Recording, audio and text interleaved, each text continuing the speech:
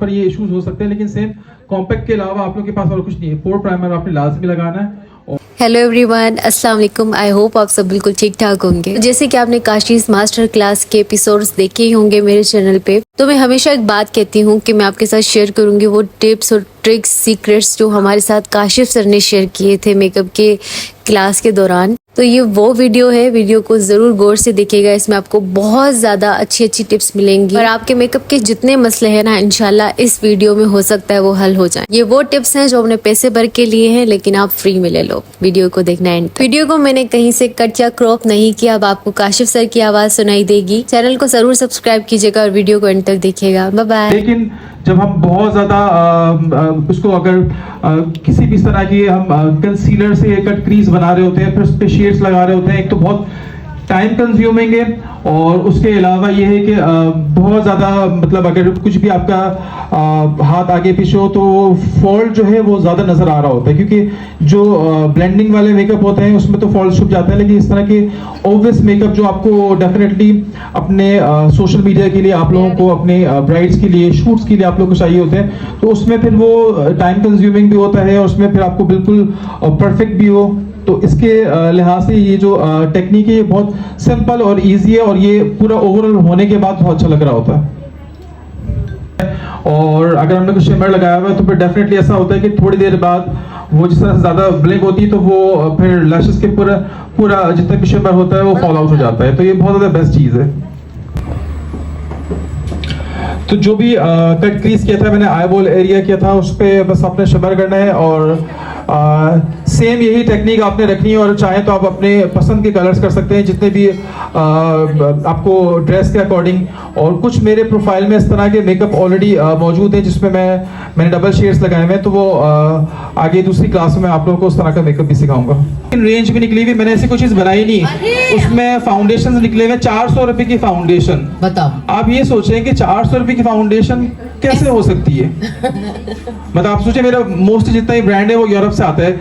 आपको पता है कि ड्यूटी 200 प्लस तो ड्यूटी होती है उसकी, तो कैसे हो सकती है? यहाँ की मतलब ऐसी बहुत सारी जो है लोकल नेशन वाइड जो है दिल्ली कॉलोनी, कराची में, यहाँ इवन के पंजाब साइड पे भी बहुत ज़्यादा फेक प्रोडक्ट बिक्री होती है। फाउंडेशन हो, वो आई शेडो पैलेट्स हो, मतलब इतनी सारी चीज़ें एक के बाद एक। हालांकि मेरी पाकिस्तान में अगर आप आई शेडो अगर चीज़ें आप देखेंगे सबसे हाईएस्ट मतलब रेंज है। लोकली किसी ब्रांड में इतने कलर्स, इतने शेड्स, इतनी चीजें कहीं पर भी नहीं होगी। और मैं आपको चैलेंज करता हूं, आप इन प्रोडक्ट को, फाउंडेशन को, मेरे हाइलाइटर्स को, इन सबको आप इंटरनेशनल बड़े ब्रांड्स आप कंपेयर करें, आप उसको, आपको प्राइस का बहुत बड़ा मेजर डिफरेंस नजर आएगा, आपको क्वालिटी का कोई डिफरेंस नजर नहीं आएगा।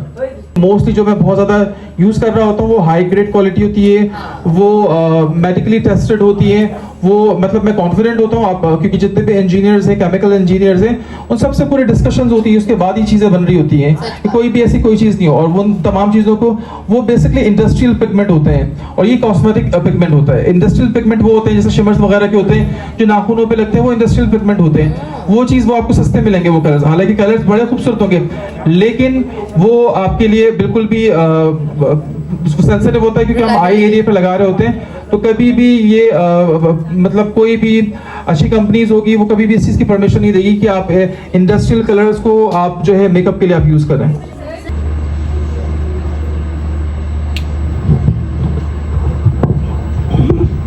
अब जो है वो काशिफ अब बेस लगाने लगे आप, नजर आ रहा है आप लोगों को? ये काफी अच्छा, ये नीट हो जाता है इससे।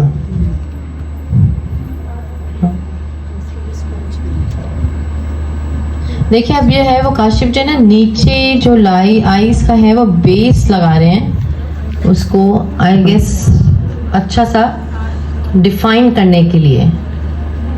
बड़ा अच्छा ये एक बड़ी अच्छी आप लोगों को सीक्रेट बताया काशिफ ने। देखिए लाइनर के नीचे इन्होंने कोई बेस लगा रहे हैं ब्रश के साथ। आई शेडो प्राइमर है, आई शेडो ग्लैमर। मैं आपको बताऊं कि एक ज़माना वो था जब मैंने स्टार्ट किया था, मैं बहुत छोटा था और उस वक्त सोशल मीडिया इतना ज़्यादा था नहीं, और जितने भी ब्यूटिशियंस होते थे, आई एम सॉरी, वो नहीं सिखाते थे, वो छुपाते थे। मतलब वो छुपाते हैं तो उनको बतानी नहीं चीज़ें। आप ये देखें कि मेरा नाम किस लिए हुआ, क्योंकि मैंने क्रिएटिविटी बहुत की है। आप लोगों ने देखा होगा कि पाकिस्तान में, इवन कि इंडिया में, आपने देखा होगा मैंने अक्सर काफ़ी सारी इंडियन एक्ट्रेसेस के मेकअप किए कि मैं वहाँ पर बहुत ज़्यादा फेमस हो गया। अभी भी इवन कि मेरी क्लास में उसमें सारे ऑलमोस्ट इंडियन मेकअप आर्टिस्ट हैं, और ऐसे ऐसे मेकअप आर्टिस्ट से बांग्लादेश के और इंडिया के हर शहर की इनकी रजिस्ट्रेशन वगैरह हुई है। उसमें गुजरात से, मुंबई से, कोलकाता से, हर जगह से वहाँ से आ रहे हैं। वहाँ पर जो ऑर्गेनाइजर उससे मेरी बात होती रहती है, और 4 साल से मुझसे बोल रहे थे। तो मैं आपको बता रहा हूँ कि जब मैंने वो चीज़ें स्टार्ट करी तो लोगों को इतनी अट्रैक्ट करी कि वो भले से, इवन आपने देखा होगा कि श्वेता वगैरह के सबके मैंने, महक चहल के सबके मैंने प्रियंका वगैरह किए थे।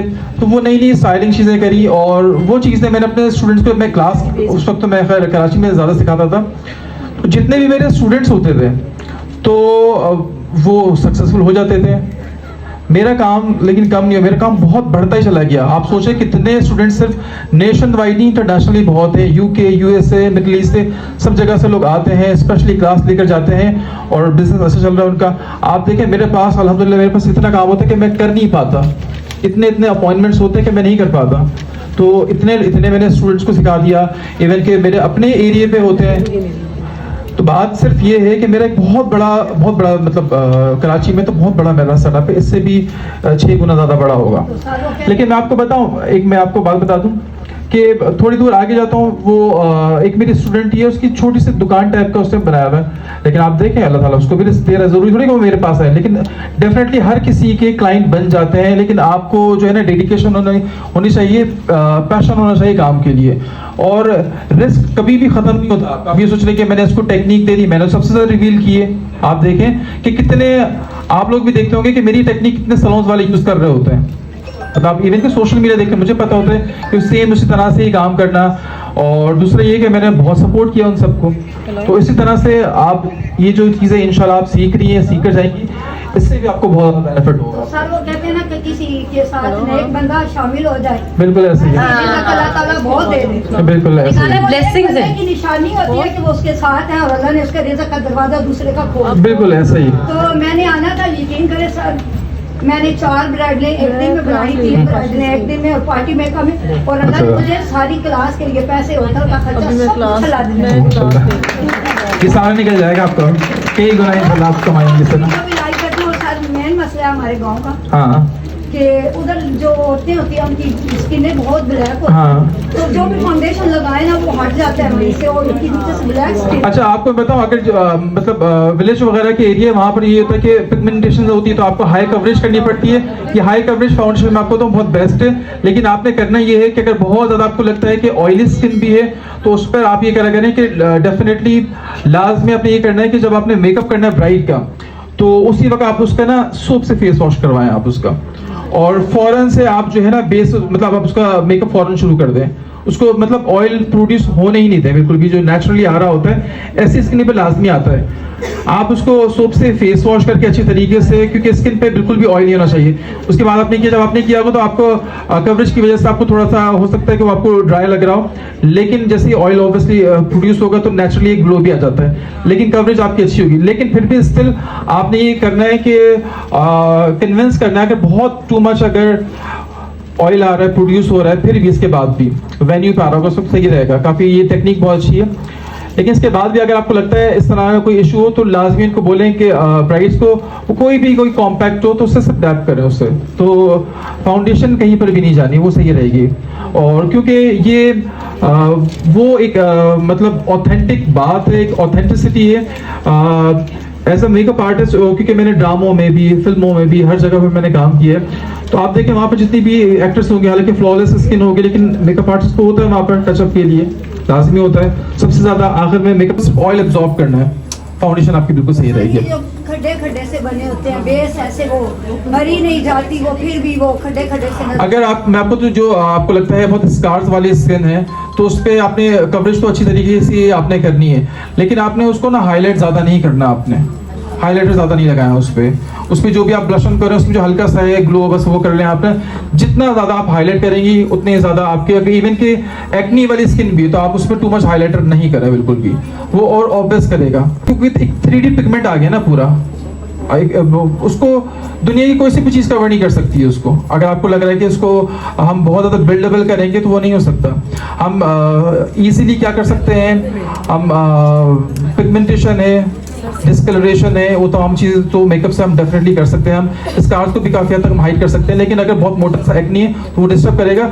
लेकिन आपने जैसे उस पर उसमें मजीद कोई हाईलाइटेड टाइप का कोई ऐसी चीज़ लगा दी, वो एकदम से वो स्पॉट शाइन करने लग जाएगा, तो वो आपने नहीं यूज़ करना। नहीं कि सेम मैचिंग के चक्कर में आप रहे हैं। अक्सर ऐसा होता है कि जब हम फाउंडेशन लगाते हैं, फिर हम कॉन्टूर करते हैं, कितनी चीज़ें, तो ऑटोमेटिकली फिर ये हो जाता है कि बहुत ज़्यादा चीज़ें लगने के बाद स्किन जो है वो टैन हो जाती है। तो आपने पहले अपने सेम कलर का करने के बाद उसको भले से आप 1 या 2 शेड आप लाइटर करें लाजमी।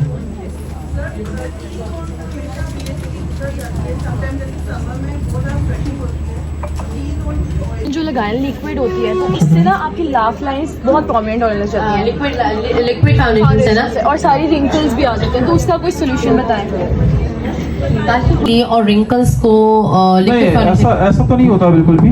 किस तरह से आप करती हैं? मतलब फाउंडेशन के बाद कम्पैक्ट लगाएं तो कुछ टाइम बाद स्टे के मतलब करें ना, तो वो आ जाती हैं अगर लाफ लाइंस पूरी। जिसकी बहुत ज़्यादा अगर डीप है तो वो अगर आ रही तो आपको उसको, जैसा मैंने कहा, आपको कॉम्पैक्ट से उसको करना पड़ेगा। अगर आपको हल्की सी कोई क्रीज नेचुरल लाफ लाइन पर आ रही है तो वो सिर्फ वो कॉम्पैक्ट से ही जाएगी। और ऐसा नहीं, अगर आपका फाउंडेशन सही है, हाई कवरेज फाउंडेशन है, तो वो काफ़ी देर तक तो वो लॉक रखता है उसको। इवन तो फाउंडेशन हमें तो अभी मसले नहीं होते बिल्कुल भी। तकरीबन 100 मतलब 100 अबव मेकअप होते हैं, और क्लाइंट्स इतने हमारे जितने सालों से आ रहे हैं, तो जिस तरह से हम ये यूज़ कर रहे होते हैं हमें ऐसा जितना प्रॉब्लम नहीं होता। लेकिन अगर कुछ एरियाज़ पे जहाँ पर बहुत ज़्यादा गर्मी होती है या समर्स वगैरह पे, वहाँ पर ये इश्यूज हो सकते हैं। लेकिन सेम कॉम्पैक्ट के अलावा आप लोग के पास और कुछ नहीं है। पोर प्राइमर आपने लाजमी लगाना है, और सेम एज इट इज जिस तरह से मैंने आपको सोप का कहा था, आप उस तरह से करें काम।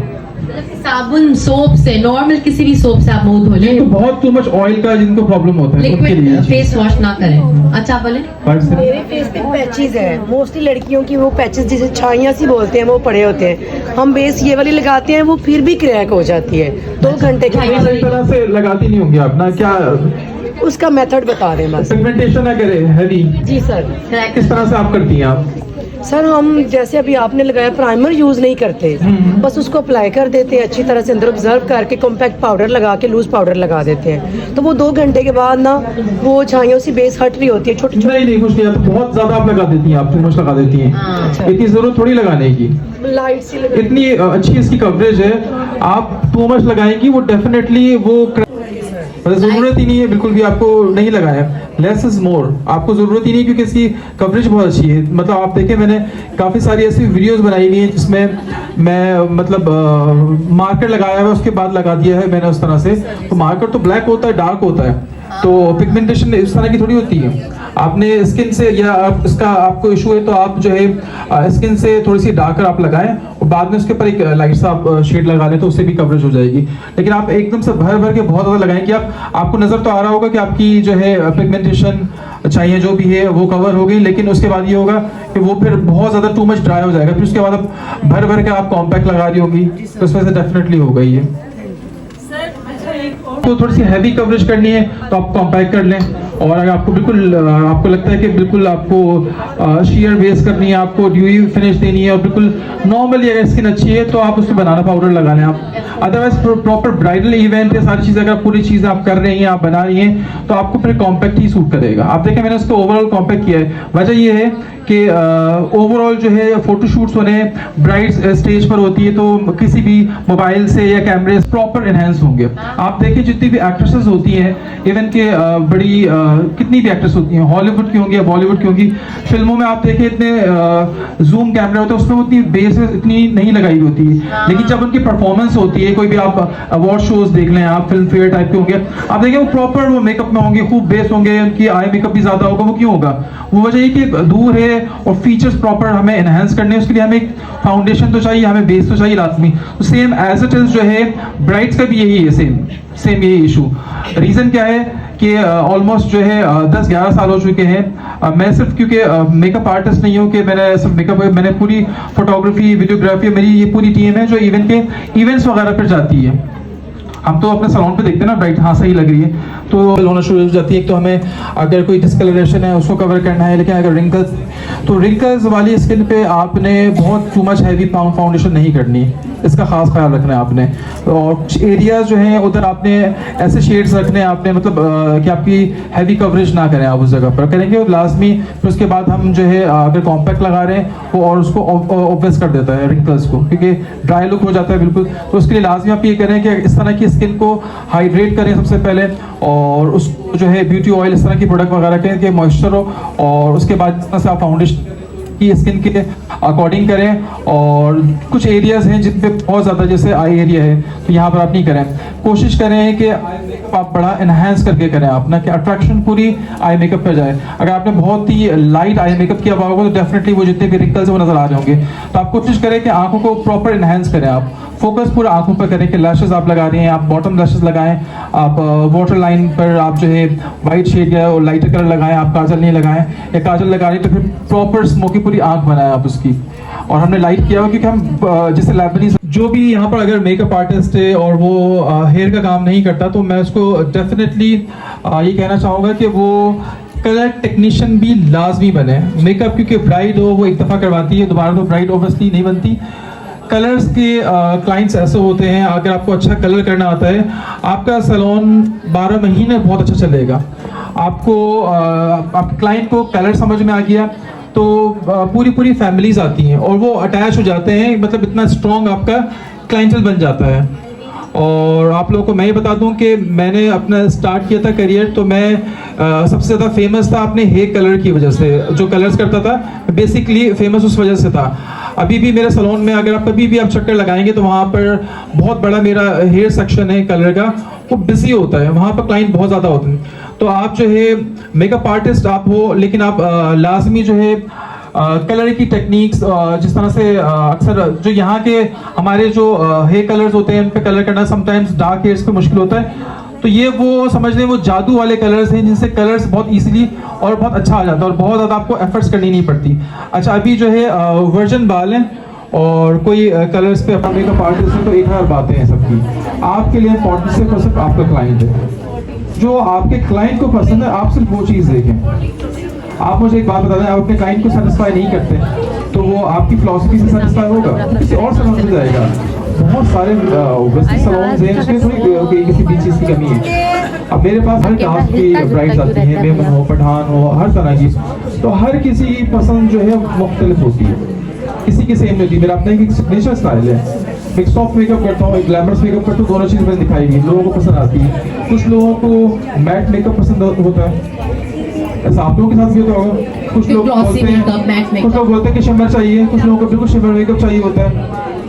मैं ये बोलूँ कि हर तरह से हर कोई एक तरह का नहीं है, क्योंकि हर तरह के क्लाइंट आते हैं मेरे पास ना। जिसको मैट मेकअप पसंद है उसको शिमर मेकअप पसंद नहीं, जिसको शिमर पसंद उसको मैट बिल्कुल नहीं पसंद होता। किसी को बिल्कुल न्यूड मेकअप नहीं पसंद आते, लोग सारी चीज़ें करने के बाद उसका ड्रेस सारी चीज़ें, और आप वो चीज़ अपने हिसाब से अगर आप कर रहे हो, अपना मेकअप करवा रहे हो तो आपकी वो लुक नहीं आ रही अपने, मतलब बहुत सारी चीज़ें। तो मेकअप आर्टिस्ट का काम होता है कि कुछ चीज़ों में वो उसको अवेयर कर दे, उसके अकॉर्डिंग चीज़ होनी चाहिए। लेकिन मैं तो बेसिकली अपने क्लाइंट से यही करता हूँ, जिस तरह से उसको पसंद होता है उसी की चीज़ों को ध्यान में रखते हुए अपने हिसाब से कर रहा होता हूँ। बिल्कुल ऐसा ही है, आपने बस सेटिस्फाई सिर्फ अपने क्लाइंट को करना है। वो चेयर से उठ रहा है तो आपको पता होना चाहिए कि वो सेटिस्फाई होके उठ रहा है या नहीं उठ रहा है, वो साफ चेहरे से नजर आता है, बिल्कुल पता चल रहा होता है कि सेटिस्फाई है या नहीं है। अच्छा काशिफ, नेक्स्ट आप सो जी जनाब, it was all for today. I hope आपको वीडियो अच्छा लगा होगा। अच्छा लगा है तो डू लाइक इट। अपना ख्याल रखिएगा। अल्लाह हाफिज़।